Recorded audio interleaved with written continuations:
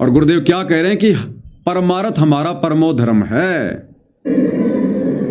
और परमार्थ हमारा परम धर्म है। क्या कह रहे हैं? और परमार्थ हमारा परम धर्म है, परमार्थ हमारा परम धर्म है। अब शतलोक आश्रम से जुड़े भाई बहन जब गुरुदेव ने कहा कि परमार्थ हमारा परम धर्म है, तो पता उन्होंने क्या सोचा? ये जो अन्नपूर्णा मुहिम चली हुई थी, इसमें हम लोग दान धर्म देकर लोगों के मकान बनवाकर परमार्थ कर रहे थे, हम लोगों को मोटर पाइप देकर परमार्थ कर रहे थे, हम किसी की लाइब्रेरी बनवाकर, किसी की धर्मशाला बनवाकर परमार्थ कर रहे थे। ये आश्रम वाले ये सोच रहे हैं कि गुरुदेव अन्नपूर्णा मुहिम को कह रहे हैं परमार्थ। नहीं, ये अन्नपूर्णा मुहिम तो पूज्य गुरुदेव भगवान के मिशन के, उनके भक्ति विधान के आसपास भी नहीं है।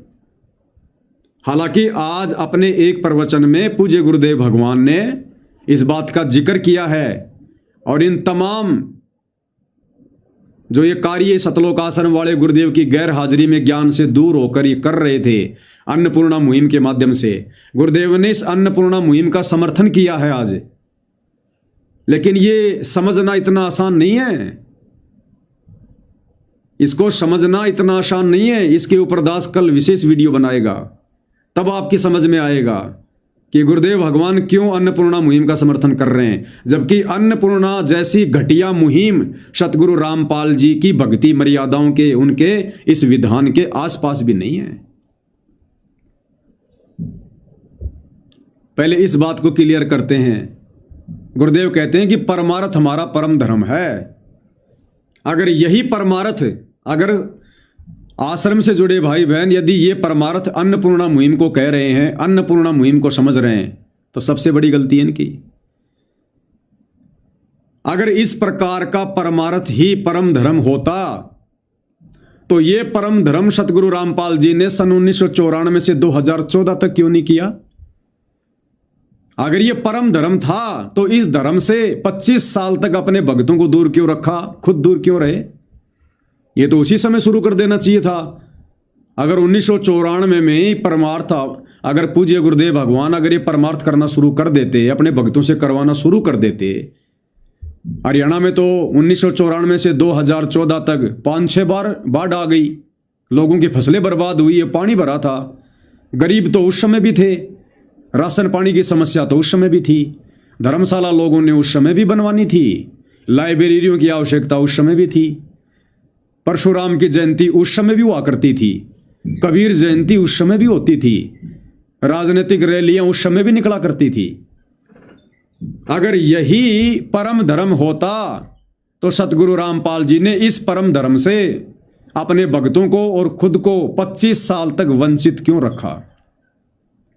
अगर 1994 से यह परम धर्म करना शुरू कर देते तो आज तो पूरा हरियाणा सतगुरु रामपाल जी की शरण में आ जाता, पूरा हरियाणा बच्चा बच्चा आज उनकी शरण में आ जाता। 1000 एकड़ में आश्रम खोलना पड़ता। सतगुरु रामपाल जी के आध्यात्मिक विधान अनुसार परम धर्म क्या है? परमात्मा कहते हैं आत्म प्राण उधार ही और धर्म नहीं कोई। आत्म प्राण उधार ही, किसी आत्मा को ज्ञान समझाकर, उस आत्मा को अपने सतगुरुदेव भगवान से उपदेश दिलवाकर यदि उसकी आत्मा का कल्याण करवा दिया जाए, इससे बड़ा परमार्थ, इससे बड़ा परम धर्म संसार में दूसरा नहीं है। आज आपने इन गौशालाओं में गायों के लिए चारा डाल दिया, ये वो परमार्थ नहीं है जो भक्ति मार्ग में होता है। सांसारिक दृष्टिकोण से वो भी परमार्थ है, लेकिन उसका तो आंशिक लाभ है, आंशिक लाभ नहीं के बराबर। ओस चाटना है, ओस चाटना। आज आपने गौशाला बनवाकर गायों के लिए चारा डलवा कर आपने परमार्थ कर दिया, आपने परम धर्म कर दिया। क्या मिला उस परम धर्म से? आज वो गाय है, कल को वो सूअर बनेगी, सूअर बनकर वो लेट्रिन खाएगी, अगले जन्म में वो आत्मा फिर सूअर से वो कुत्ता बनेगी और कुत्ता बनकर वो मांस खाएगी, वो गंदगी खाएगी। आपने क्या धर्म कर दिया? क्या परम धर्म कर दिया, क्या परमार्थ कर दिया आपने, उसकी तो और ज्यादा दुर्गति हो गई। ये परमार्थ नहीं है, ये परम धर्म नहीं है। आपने जाटों की धर्मशाला बनवा दी। अब उस धर्मशाला में वो जाट भाई राजनीतिक रैलियां करेंगे, चुनाव के समय में नेता आएंगे, उस हॉल में बैठकर वो तमाकू पिएंगे, राजनीतिक चर्चा करेंगे, वो परंपरागत शादियां करेंगे, दहेज लेना देना, बैंड बाजे डीजे, जन्मदिन मनाएंगे। आपने क्या परमार्थ कर दिया, क्या परमार्थ कर दिया आपने? आपने लाइब्रेरी बनवा दी। उस लाइब्रेरी से बच्चे पढ़ेंगे लिखेंगे, कोई नौकरी लगेगा। और आज नौकरी कौन लगता है, किस मकसद से लगता है? जितने पैसे नौकरी लगने के लिए देते हैं उससे कई गुना ज्यादा फिर वापस रिश्वत ले लेके, काला बाजारी करके, मिलावट करके, धोखाधड़ी करके वसूलने का प्रयास करते हैं। क्या परमार्थ कर दिया आपने, क्या परम धर्म कर दिया आपने? आज आपने लाइब्रेरी बनवा दी, कल को बच्चा उस लाइब्रेरी से पढ़ के बहुत बड़ा कोई अधिकारी बन गया, 6 महीने बाद में गाड़ी के एक्सीडेंट में मर गया, अगले जन्म में लक 84 में गया। क्या परमार्थ कर दिया आपने, क्या परम धर्म कर दिया? इसलिए परमात्मा कहते हैं आत्म प्राण उद्धार ही। अगर आप किसी आत्मा का कल्याण करवा दो, इससे बड़ा कोई धर्म नहीं है, कोई परम धर्म नहीं है। वो आत्मा फिर सदा सदा के लिए अमर हो जाएगी, सतलोक जाएगी, उसके सारे कष्ट सारे झंझट मिट जाएंगे। ये है सबसे बड़ा परमार्थ है। भाई और बहनों, पूज्य गुरुदेव भगवान के एक एक वचन में रहस्य हैं, एक एक वचन में परमात्मा कहां क्या संकेत करेंगे। इस अन्नपूर्णा मुहिम का गुरुदेव ने जो समर्थन किया है आज सतलोक आश्रम धनाना में सत्संग में, इसके पीछे बहुत गहरे रहस्य हैं, आपको अगले वीडियो में समझाएंगे। दास ने कहा ना कि परमात्मा का मिशन समाप्त हुआ है, परमात्मा की लीला समाप्त नहीं हुई है।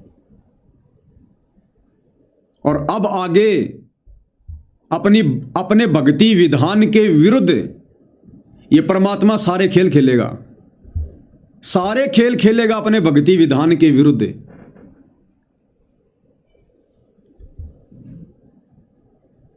आज सतलोक आश्रम धनाना का वीडियो आया जिसमें कुछ गांव वाले ट्रैक्टर लेके आए सतगुरु रामपाल जी का सम्मान करने के लिए सतलोक आश्रम धनाना में, और सतगुरु रामपाल जी को पगड़ी पहनाई जा रही है, उनको हनुमान जी का वो गदा दिया जा रहा है, हनुमान जी का घोटा दिया जा रहा है संत रामपाल जी को। और संत रामपाल जी हर स्वीकार कर रहे हैं कि नो प्रॉब्लम, घोटा दो चाहे सोटा दो, नो प्रॉब्लम, ले आओ, तुम जो भी दोगे मैं सब कुछ लूंगा, कोई दिक्कत नहीं है।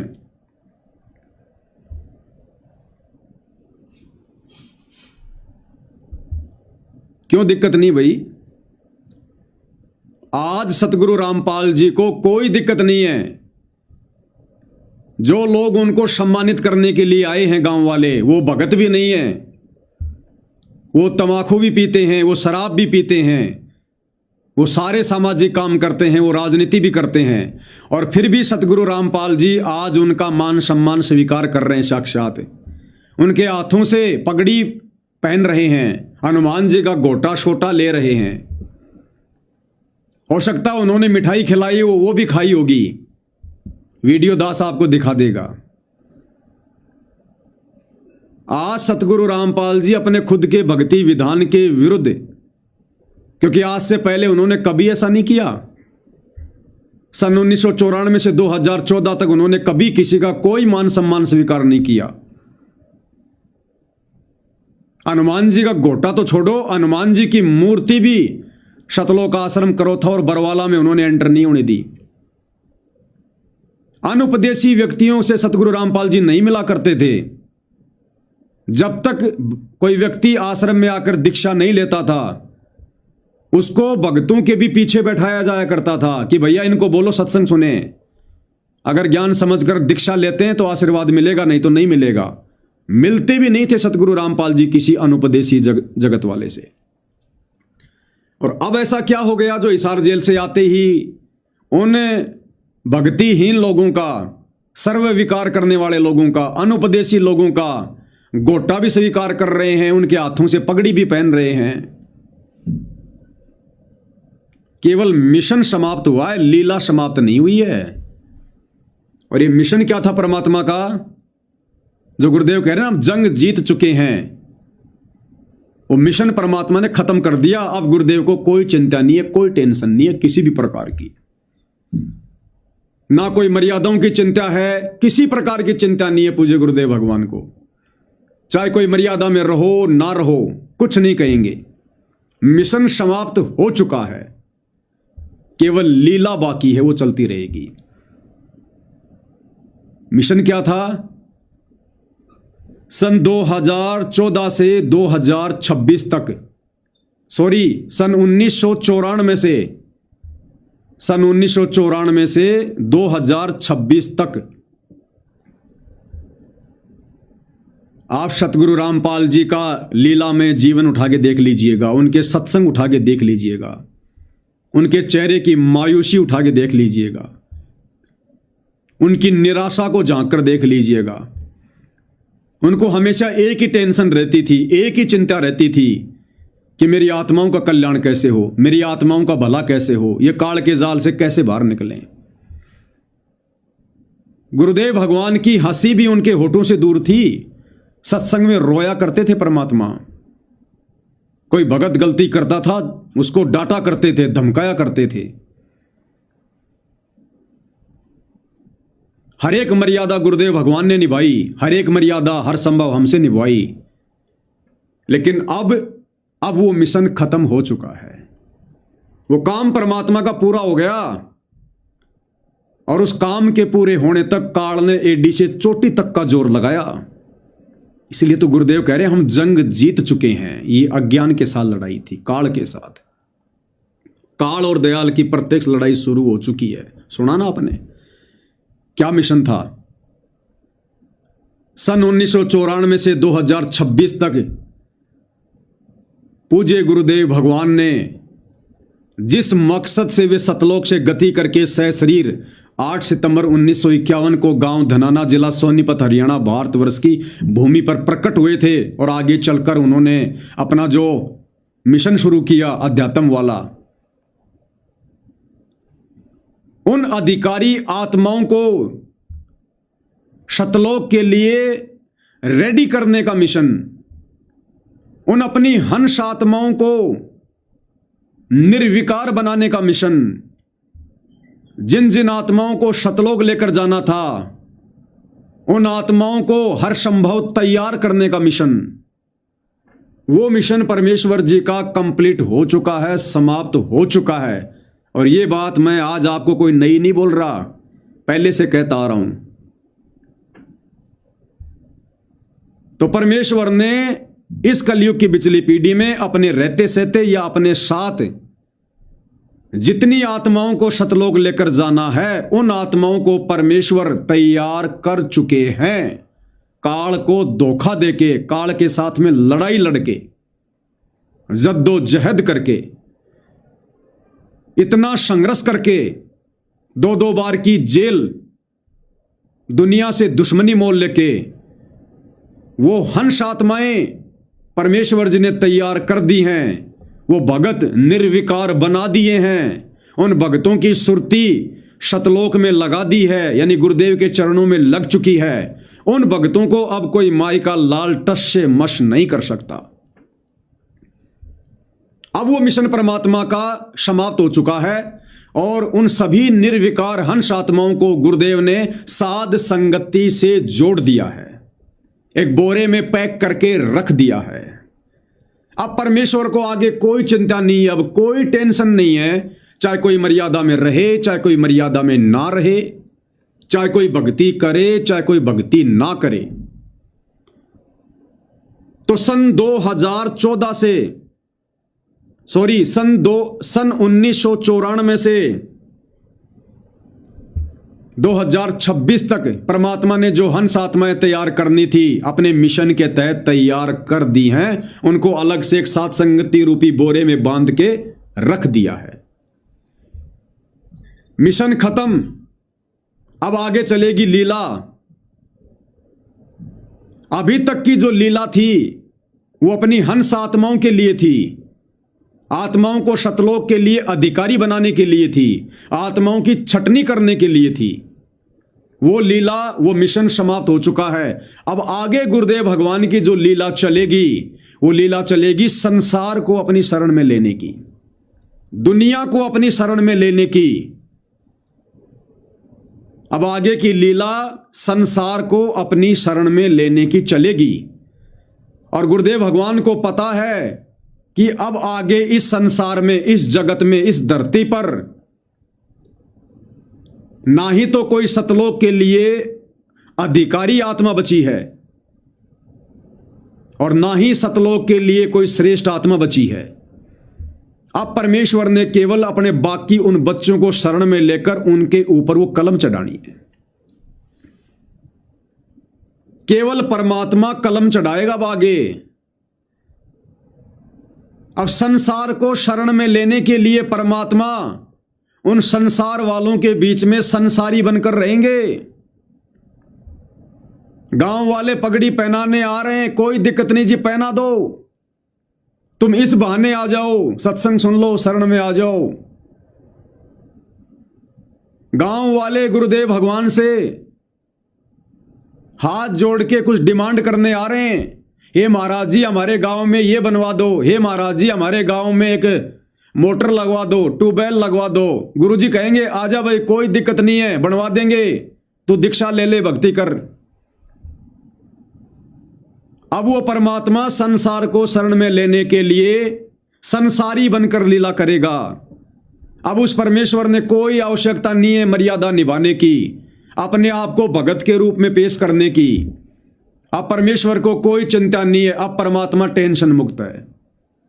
काल के हिसाब से परमात्मा चिंता मुक्त हो चुके हैं। जितनी आत्माओं को परमात्मा ने सतलोक लेकर जाना था, उन आत्माओं को परमात्मा तैयार करके और बोरे में पैक कर चुके हैं। अब आगे जो आत्माएं संसार में हैं वो सतलोक के लिए अधिकारी नहीं हैं। अब उन पे केवल कलम चढ़ेगी और वो लोग सतगुरु रामपाल जी से नाम उपदेश लेकर जैसी भी भक्ति करना चाहेंगे, मर्यादा में रहकर या ना रहकर, टूटी फूटी राजनीति भी करेंगे और वो लोग भक्ति भी करेंगे। क्या कहा गुरुदेव ने कि आने वाले समय में राजनीति भी वही करेगा, भक्ति भी वही करेगा जो भगत होगा। अब जिन हंस आत्माओं को परमात्मा बोरे में पैक कर चुके हैं, सत्सेवकों को, उनसे परमात्मा ना तो राजनीति करवाएगा, ना परमेश्वर उन आत्माओं को बर्बाद होने देगा। वो छांट के परमात्मा ने अलग से रख दी हैं। अब ये परमात्मा संसार में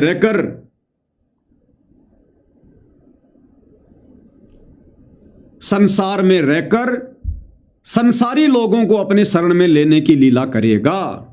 क्योंकि अब संसार में ना तो ज्ञान आधारी आत्माएं बची हैं जो ज्ञान को आधार बनाकर भक्ति मार्ग को अपना लें, और ना सतलोक के लिए अधिकारी आत्माएं बची हैं जो मर्यादा में रहकर भक्ति कर लें। अब गुरुदेव भगवान को चाहे कोई पगड़ी पहनाओ,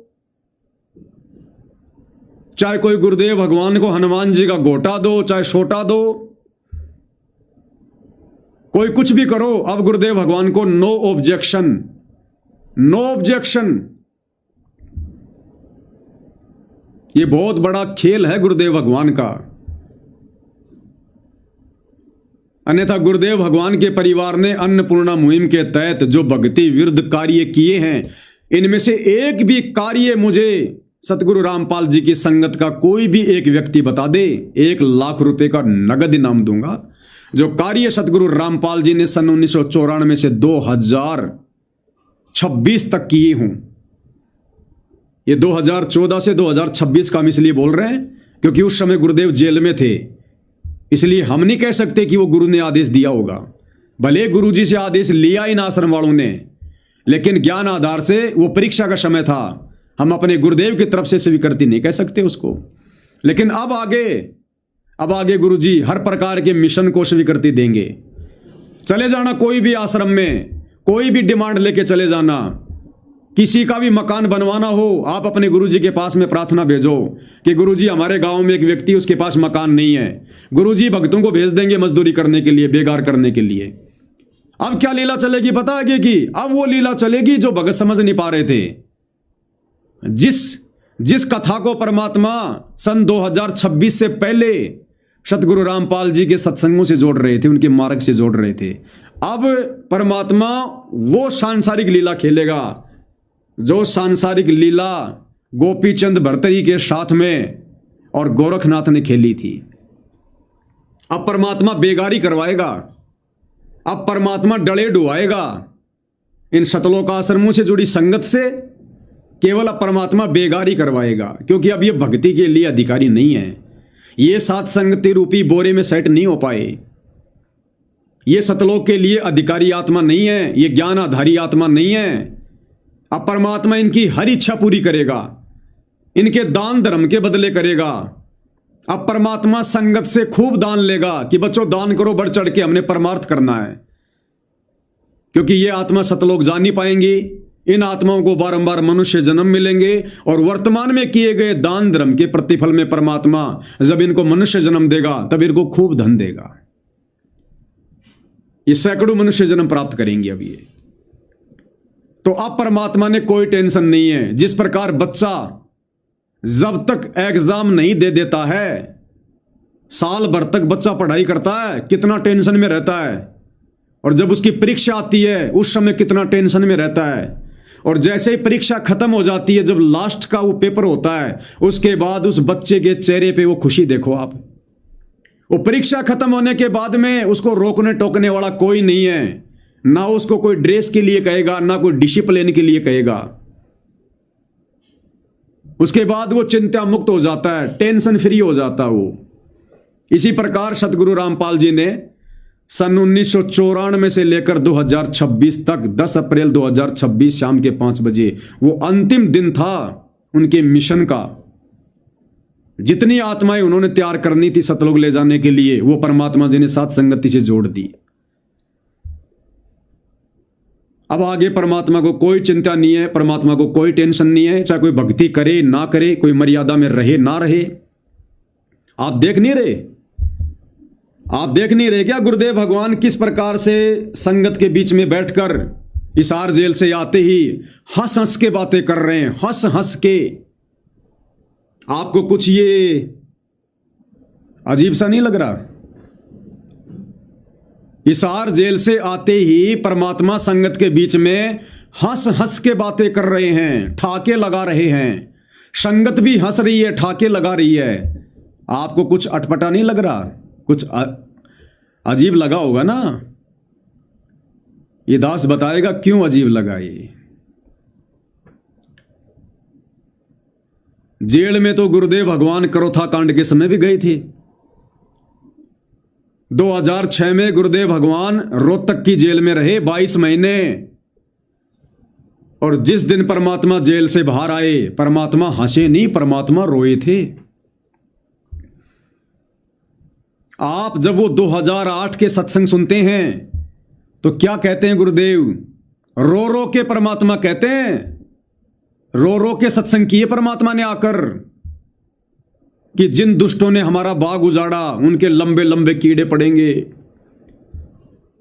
उन दुष्टों ने अपने कर्म फोड़ लिए। इस दास को बेवजह जेल में रहना पड़ा, इस दास को बहुत सारी यातनाएं दी गई, कष्ट दिया गया। रो रो कर गुरुदेव भगवान ने सत्संग किए जेल से आने के बाद, रो रो कर। हंसी उनके चेहरे से गायब थी। और आज हिसार जेल से बाहर आकर क्या गुरुदेव ने कहा कि मुझे यातनाएं दी गई, मुझे कष्ट दिया गया? क्या परमात्मा रोए? परमात्मा तो हंस रहे आते ही। कारण वही है, सन 1994 से 2026 तक सतगुरु रामपाल जी भगवान ने एक मर्यादित भगत की भूमिका निभानी थी, एक सच्चे सतगुरु की भूमिका निभानी थी। परमेश्वर ने अपने मार्ग में कोई भी भक्ति विरुद्ध कार्य नहीं होने देना था। इन सतलोक आश्रमों में जो सरेआम जो रक्तदान दे दान हो रहा है, ये सतलोक आश्रम वाले उस समय भी मनमानियां किया करते थे। जब गुरुदेव भगवान ने चंडीगढ़ रोड पर सतलोक आश्रम बरवाड़ा खोला 2010 में, इन सतलोक आश्रम वालों ने वहां भी बकवाद करनी चाहिए थी रक्तदान की, लेकिन गुरुदेव भगवान ने मना कर दिया था, इस आश्रम में रक्तदान नहीं होगा, अगर तुमने करना है तो छोटे वाले आश्रम में चले जाओ। इस दास को भली बाती पता है, इस दास की आंखों के सामने वहां पर रक्तदान होता था छोटे आश्रम में। उस बड़े आश्रम में गुरुदेव भगवान रक्तदान की दे दान की अनुमति नहीं दिया करते थे। ना कभी गुरुदेव ने अपने सत्संगों में कभी जिक्र किया, अरे रक्तदान तो महादान कह रहे हो तुम आश्रम वालों। जब आज तुम्हारे गुरु का आदेश हो सकता है रक्तदान करने का तुम लोगों के अनुसार, इन सतलोक आश्रमों में तुमने जम के रक्तदान किया, तो पहले भी तो हो सकता था। अगर रक्तदान महादान होता तो पहले भी तो लोगों को रक्त की आवश्यकता थी, सैनिकों को पहले भी तो रक्त की आवश्यकता थी। एक छोटा सा रक्तदान का कैंप भी सतगुरु रामपाल जी ने कभी अपने आश्रम में नहीं लगने दिया। वो इतनी प्रकार की मर्यादाएं क्यों निभाई? परमात्मा इतने चिंतित क्यों रहे, इतने सजग क्यों रहे? आप और हमें मर्यादाओं में इस कदर बांध के क्यों रखा? किसी को एक मोटर तक नहीं दी गुरुदेव ने, किसी का एक मकान तक नहीं बनाया, किसी व्यक्ति को राशन तक नहीं दिया। यही कहा अगर घर पे आता तो खाना खिला दो, किसी को जा जाके खाना भी नहीं खिलाना, राशन बांटना बहुत दूर की बात है। हमें इस प्रकार से मर्यादाओं में बांध कर क्यों रखा? क्योंकि परमात्मा ने सतलोक के लिए आत्माएं तैयार करनी थी। पहले जिस कार्य के लिए परमात्मा आया था और काल ने कहा था कि जितना मर्जी जोर लगा लेना, एक को भी नहीं जाने दूंगा, तो परमेश्वर ने सन 1994 से 2026 तक एक भी भक्ति विरुद्ध कार्य ना खुद किया, ना अपने भक्तों से करवाया और ना किसी को आज्ञा दी। और परमेश्वर ने अपनी हंस आत्माओं को काल से आंख मिचोली खेलते हुए और एक बोरे में पैक कर दिया 10 अप्रैल 2026 तक। साध संगति। अब परमेश्वर को कोई चिंता नहीं है।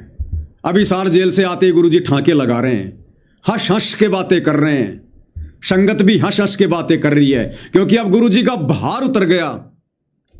वो कहते ना, बड़वा बड़वा सब कोई कहे, कोई न जाने खोज, दास गरीब कबीर करम, यो बाटे सिर का बोझ। ये 11 साल से हिसार जेल में बैठकर सतगुरु रामपाल जी ने अपने नकली भक्तों का बोझ अपने सिर से उतारा है।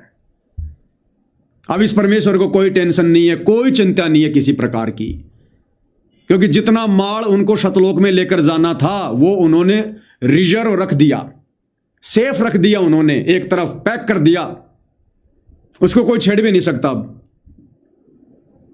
अब परमेश्वर को आगे किसी की चिंता नहीं, आगे केवल कलम चढ़ेगी, कलम, केवल भक्ति का बीज पड़ेगा। अब आगे जो आत्माएं संसार में बची हैं वो ज्ञानाधारी नहीं है, वो सतलोक के लिए अधिकारी नहीं है। अब परमात्मा उस संसार को शरण में लेने के लिए संसारी लोगों के बीच में संसारी बनकर रहेगा। जैसा संसार चाहेगा परमात्मा वैसा ही करेंगे कि भैया तुम आ जाओ बस। जैसे कलयुग की बिचली पीढ़ी से पहले सतयुग में, त्रेता में, द्वापर में जैसा आत्माओं ने चाहा परमात्मा ने वैसा ही किया, वैसा ही उनको करने दिया कि जैसे तैसे भक्ति करते रहें, भक्ति पर लगे रहें, क्योंकि मोक्ष तो होना नहीं था। तो परमात्मा ने कहा कि जैसे तैसे तुम भक्ति पे लगे रहो। मालिक ने ज्यादा दबाव नहीं दिया, ज्यादा मर्यादा नहीं बताई। मालिक को पता था कि ये कमजोर आत्मा है, अगर ज्यादा मर्यादाओं में बांधूंगा ये भक्ति नहीं कर पाएंगी। तो परमेश्वर ने रिचार्ज करने के लिए, कलम चढ़ाने के लिए ज्यादा दबाव नहीं दिया। इसी प्रकार अब परमात्मा 10 अप्रैल 2026 के बाद संसार को शरण में लेने के लिए अब परमात्मा ज्यादा शक्ति नहीं दिखाएंगे, अब परमात्मा ज्यादा बाउंडेशन में नहीं बांधेंगे, परमात्मा ज्यादा दबाव नहीं देंगे। अब जो जिस आधार से, जिस सोच से इस भक्ति को स्वीकार करना चाहेगा परमात्मा उसी आधार से उसको स्वीकार करेंगे।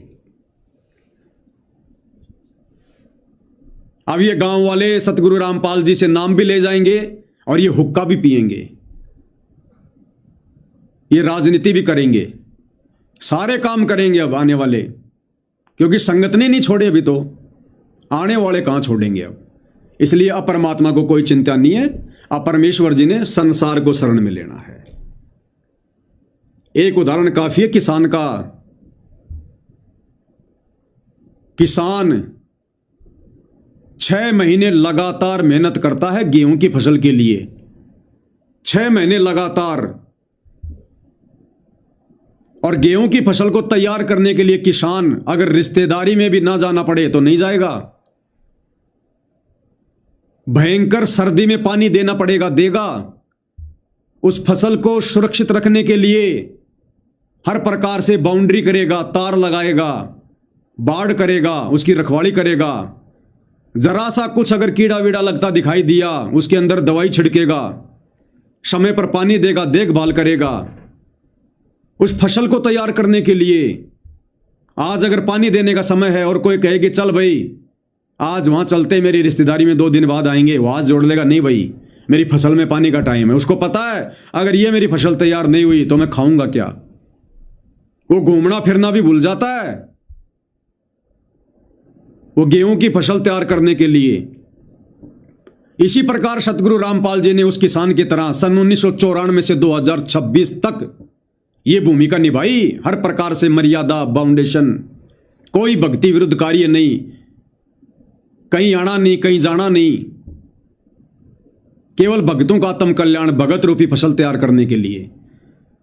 और भाई और बहनों, जैसे उस किसान की वो फसल तैयार होती है, वो कणक निकालता है, उसके बाद वो क्या करेगा, ध्यान रखना, अगली फसल के लिए बीज छांट कर रख लेगा। बढ़िया बढ़िया दाने छालने में छान छान के, अच्छे मोटे मोटे गेहूं के दाने,